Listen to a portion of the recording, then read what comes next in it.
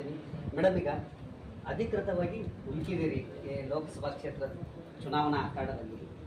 ಏನೆಲ್ಲ ಹೋಪ್ಸ್ ಇದೆ, ಜೊತೆಗೆ ನೀವು ಇದುವರೆಗೆ ಪ್ರಚಾರ ನಡೆಸ್ತಾ ಇದ್ದೀರಿ, ಏನು ಯಾವ ರೀತಿ ರೆಸ್ಪಾನ್ಸ್ ಇದೆ?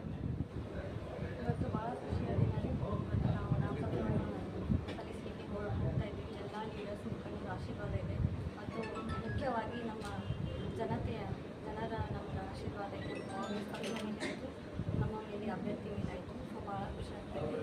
ರೆಸ್ಪಾನ್ಸ್ ಎಲ್ಲ ಚೆನ್ನಾಗಿದೆ, ಪಾಸಿಟಿವ್ ಆಗಿದೆ.